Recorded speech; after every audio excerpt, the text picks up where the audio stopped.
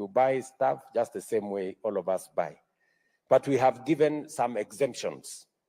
Tumetoa exemptions kwa watu wa kama ukitaka kununua some of the items, mambo hii crutches, we supply free of charge.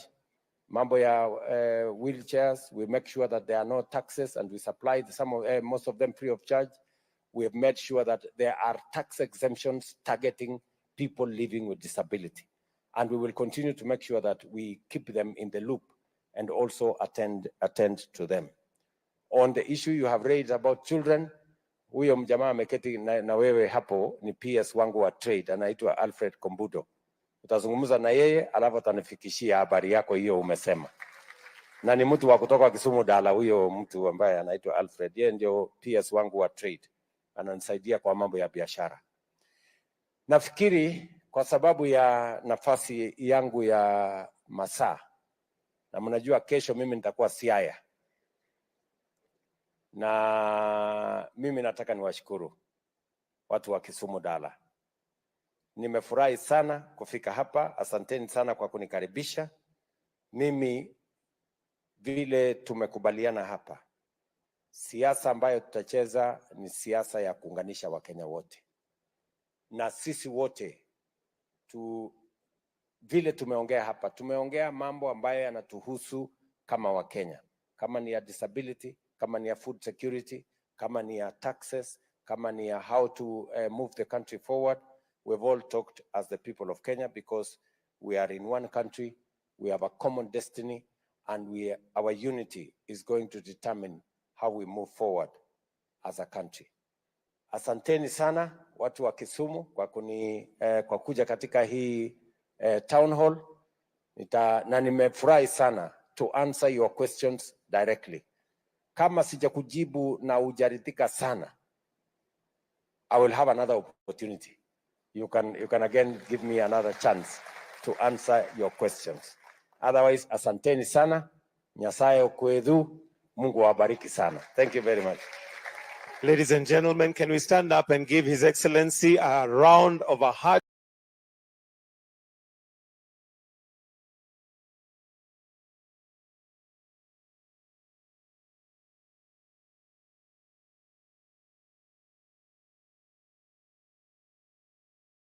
Called Nyalenda, Kisumu East. I have a few questions. First of all, Mr. President, allow me to ask what the government's plans for Harambee Stars when it comes to 2027 AFCON, being that some stadia are still not completed. Secondly, Mr. President, still talking about the Harambee Stars, will we be having a new coach, a local coach, or a coach of an international coach, say Mourinho? Mr. President, besides the infrastructure, which is good for national development, we have something called national discipline.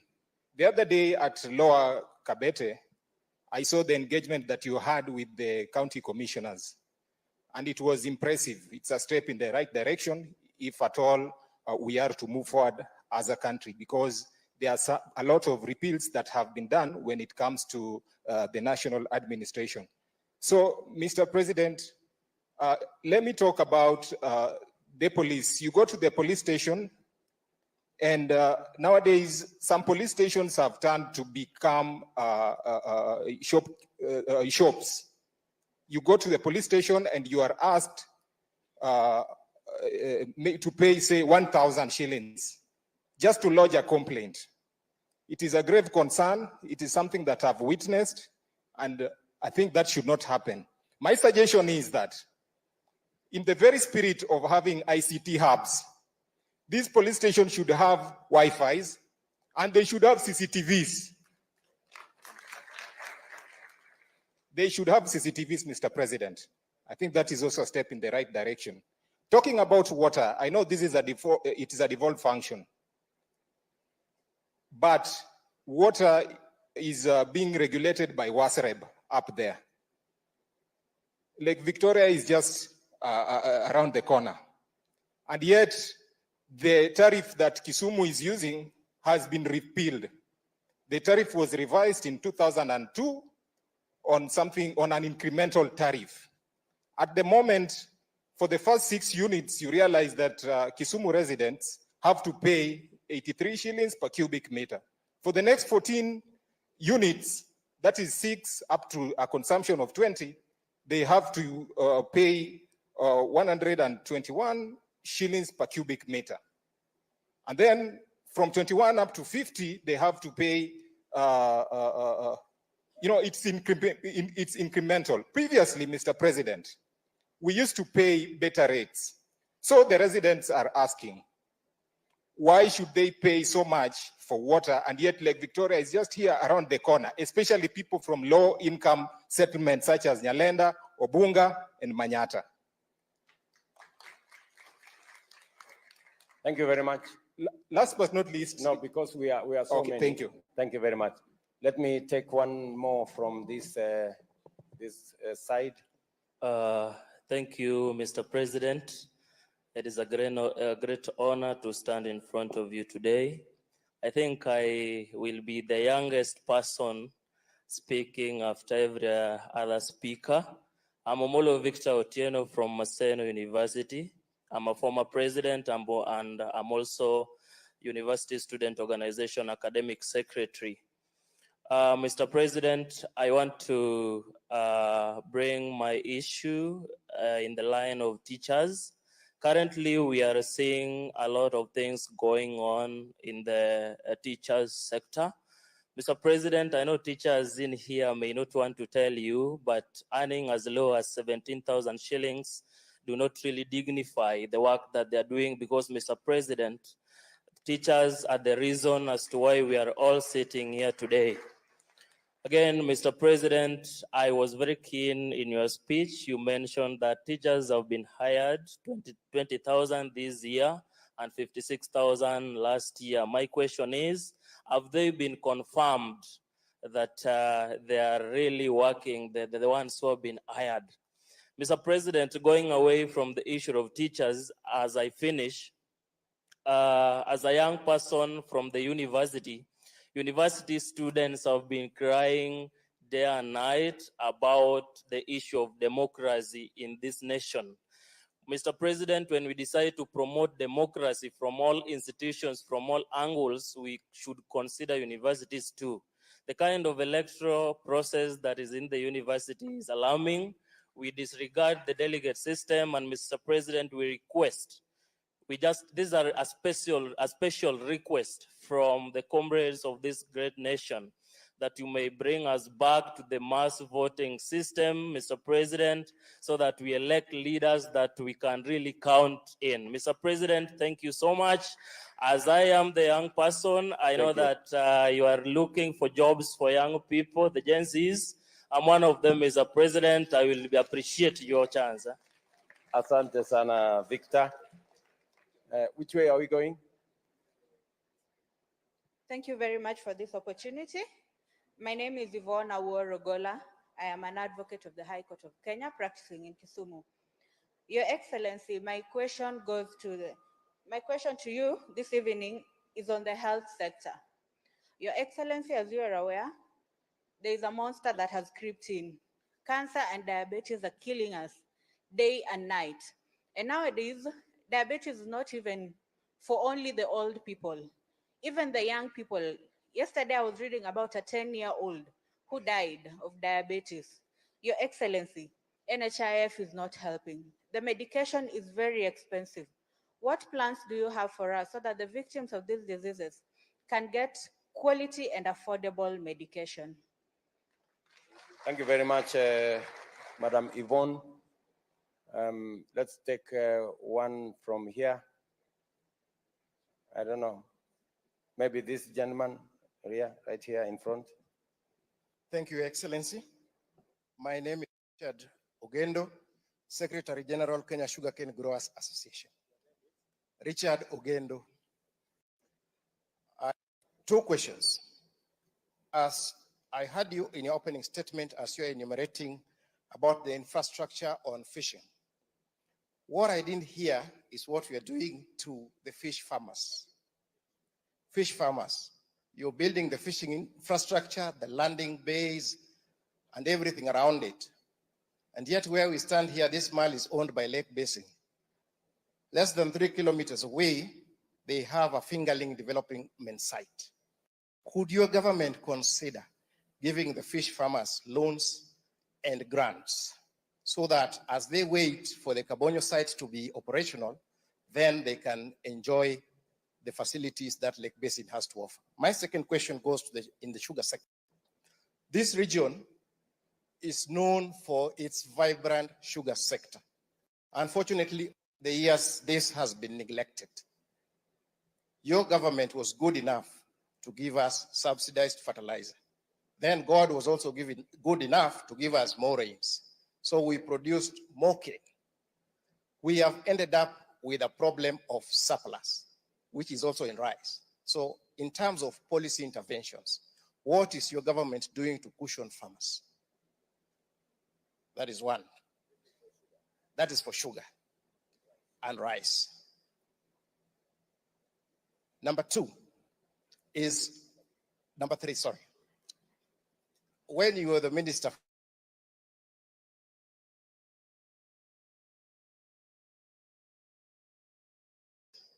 which your government has spent billions on it. And every time regulations want to be put in place, there are people who run.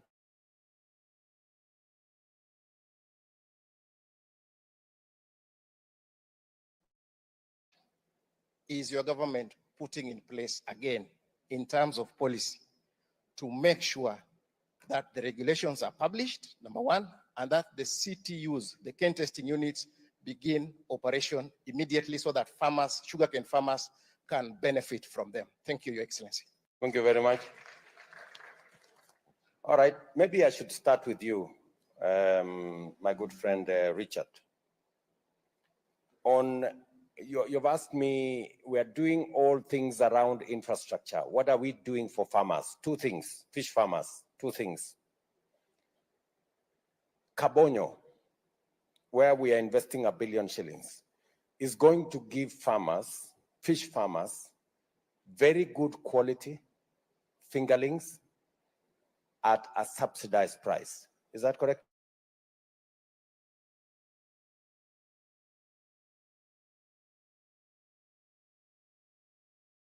Also are working on a grant of 450 million shillings, targeting fish farmers, the BMUs, and all the people in that ecosystem to support them.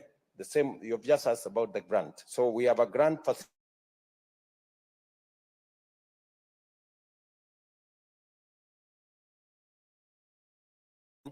I think in the next week or two. I think he was here already, and we are having a conversation with the fish farmers on how they are going to access this grant. So those are the two things we are doing for fish farmers: fingerlings, and also making sure that we organize some grant for them to be able to support their fish farming activities. On what you said, you know, I had a difficulty initially. When we made subsidized fertilizer available, there were brokers in some of the sugar companies. I'm sure if you've been there long enough, you will know. They actually refused sugarcane farmers to access subsidized fertilizer from government. I'm very happy that we are beyond that challenge. And as you say, this year, we have really made progress in matters cane farming. The subsidized fertilizer and rains have given us additional production. We are not yet at the production where we can stop all the imports, but at least we've slowed down on the imports of sugar into Kenya. And the prices have also come down significantly because we can produce more.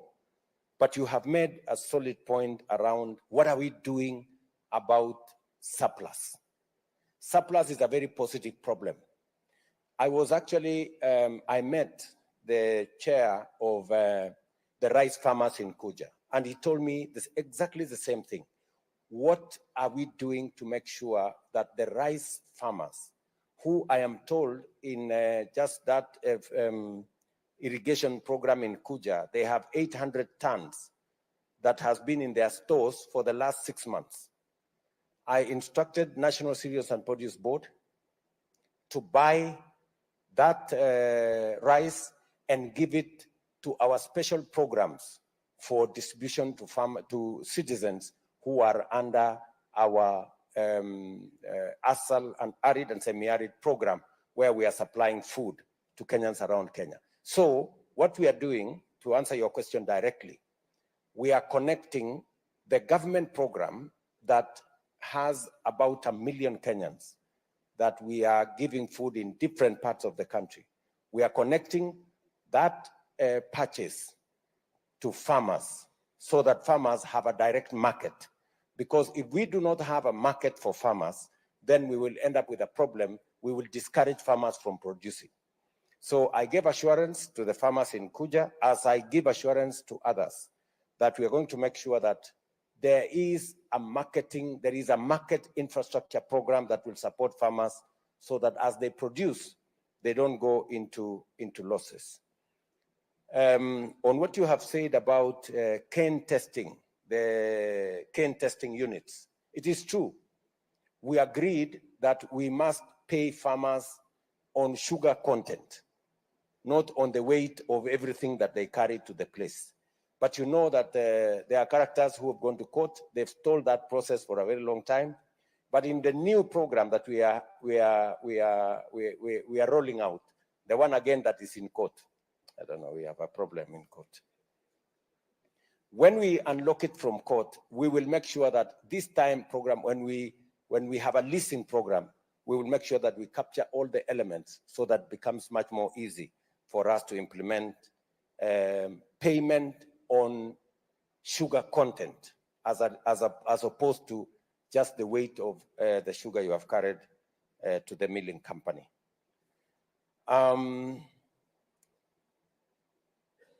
Yvonne Owor has asked me about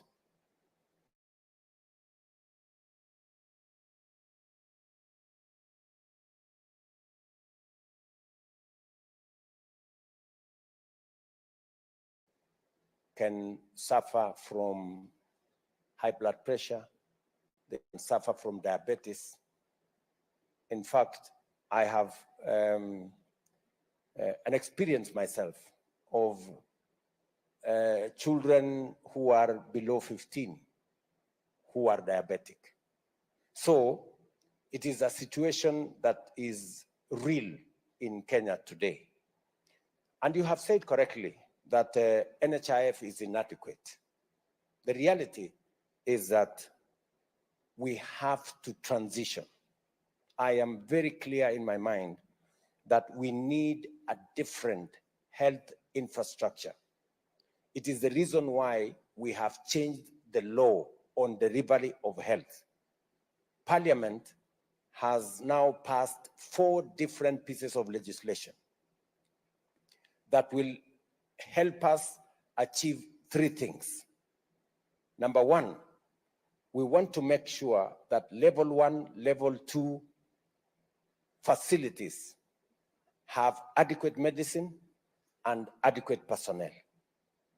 Number 2, we want to make sure that as opposed to NHIF, which catered largely for people who had a pay slip, we're going to have the Social Health Insurance Fund. This time round, that fund, it doesn't matter whether you have a job or you have no job. The Social Health Insurance Fund will register every Kenyan. And we will make sure that those who can afford will pay, and those who do not afford, the government of Kenya will pay for them, so that everybody has a health insurance cover. And then number 3, because I told you 3 things. Number 3, we are now going to have, under the new law, we have a chronic illness fund that will take care of diabetes, hypertension, and all the other chronic diseases. And this fund will be accessed by everybody, every Kenyan, irrespective of your financial status. And this fund is contributed by all of us as Kenya, and government of Kenya will top up if there are any gaps.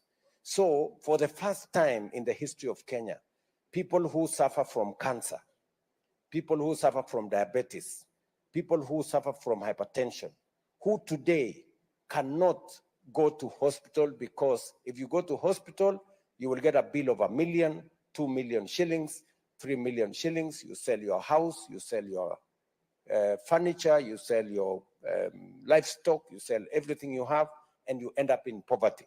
For the first time, we will have a dedicated fund about chronic illnesses that will be accessed by every Kenyan. That is the new model that we are rolling out as a country. You asked me, what are we doing about it? Bwana Victor, Bwana Omolo, it is true that we have interns as teachers. And let me explain why we decided to go the route of interns. We have a very serious problem of shortage of teachers. In fact, our shortage is in the region of 140,000 teachers. That is the shortage we have in our schools. In fact, yesterday I was in a school in, I don't remember the name of the school. I don't know who. We had a school there. The MP for Nyatike was telling me there was a school, not Agenga, the other school there. He told me there were 200 students with one teacher from government. You know, that's how serious the whole thing is. So what did I do? I looked at the numbers and I said, we have 300,000 teachers out there, trained. In fact, some of them are about to go to retire before they get a job. Some of them are teaching in some school, they are paid 5,000 shillings. Yeah? So what did I do? I decided, I said, we have a big shortage of teachers, we have a big pool of trained teachers, and we have schools that have no teachers. If I had decided to hire permanent and pensionable, I would have hired maybe 12,000 or 13,000. So I decided, let me take this big pool of teachers who are unemployed. Let me hire them as interns. I will have sorted out two problems. I will have somebody who was earning nothing or 5,000, now earning 25,000.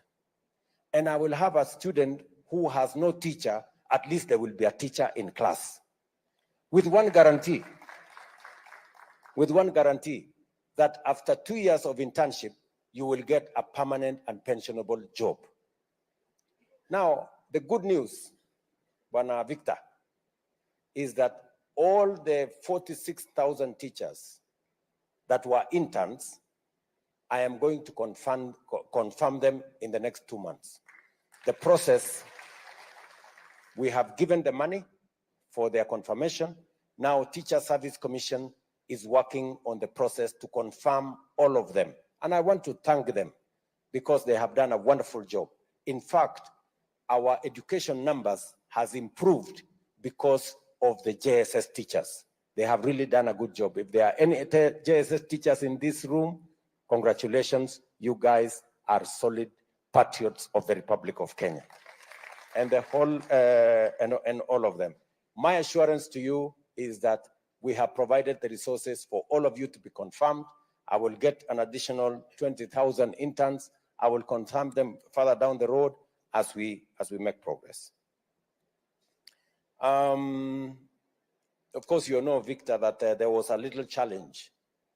Some of the unions wanted to incite teachers to go on a strike on a matter that we have already sorted, because the collective bargaining agreement that was negotiated between TSC and the teachers, we've already provided money. In fact, I think by today or tomorrow, every teacher will have their salaries, they will have all their arrears paid for in accordance with the CBA that was signed.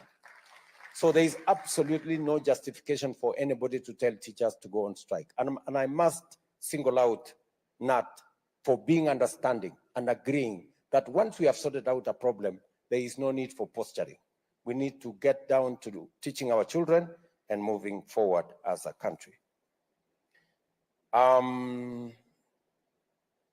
Vincent Kapisai, he says, you came from Nyalenda.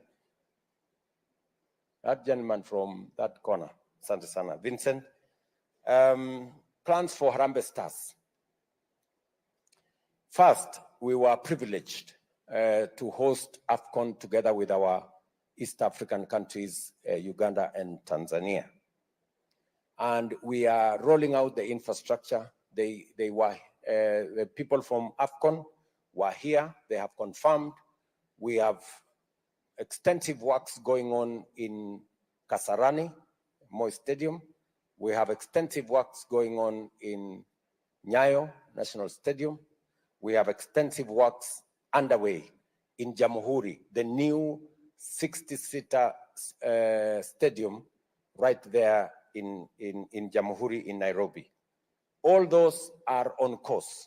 We will deliver the stadium that will be used either for the kickoff or the finals in Jamhuri. We will deliver it a year ahead of schedule, or a year ahead of 2027. We want to deliver it by 2026. So in fact, we're trying to see whether we can do it by December next year. So it's all systems go for us hosting the game, the AFCON, both in Kenya, Tanzania, and Uganda. As for Harambee Stars, because the game will be right here at home, we are preparing Harambee Stars. We are going out of our way to make sure that every bit of necessary support is given to Harambee Stars. I cannot give you details on whether the coach will be Kenyan, whether it will be Mourinho or whoever. You have some nice suggestions on who you think that should be. But I think that is a conversation that is going on at the ministry. One thing I want to assure you is that we will give our Harambee Stars the best support that we can muster as Kenyans. And I want to encourage all of us as lovers of football that we give them moral support as well, and support them so that they can put up a good show in AFCON. As to corruption in police and the rent seeking in police stations, you're right. We have decided that we are going to digitize all police stations and even make sure that, and I want Raymond, do you want to say something about that particular issue?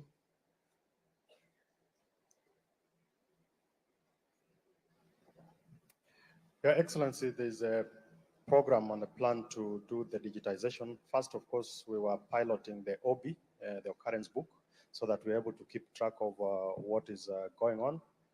But then there's also the broader police modernization program that we are running that includes equipping and also improving the facilities that they have.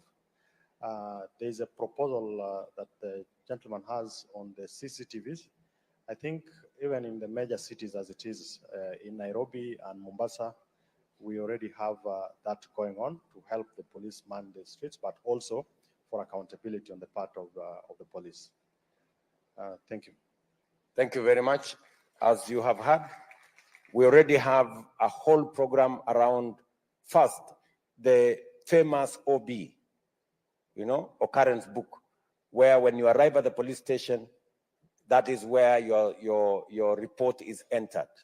We want to make sure that that is digital, so that we can, from every place, we can know what is happening where, and reports don't disappear, or pages of the OP don't disappear. So that is, but you have a solid suggestion on making sure that we digitize that phase and deal with the matter of corruption. It is true that there is serious, both impunity, and this is something we must deal with as Kenyans. And you see, it is also important for us to say there are people who actually actively induce policemen with money. I think it is time, even us as Kenyans, we stopped the culture of bribing policemen.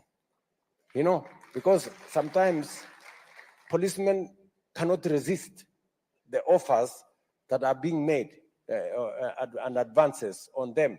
So this corruption thing, we must deal with it from all angles.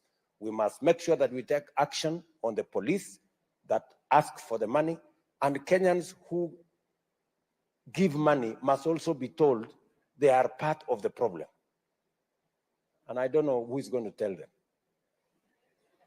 You know, we need to tell ourselves as a people to stop that culture. And then you have talked about water. I may not be competent to answer about the water in Kisumu County and the payments and how much it costs. But broadly, what I can tell you is that we have a program on delivering additional water. We just succeeded in delivering additional 140 billion liters of water to Nairobi County, a program that has been on the works for the last almost 8 years. That program has now been delivered. It is also my intention, and yesterday we had a conversation with the county of Kisumu. We have a big dam here called Koru Soin Dam, which is part of the infrastructure we want to use to deliver water that will assist in making sure that we have additional water in this great city and the environs. So the big plan is to supply as much water as possible. That way,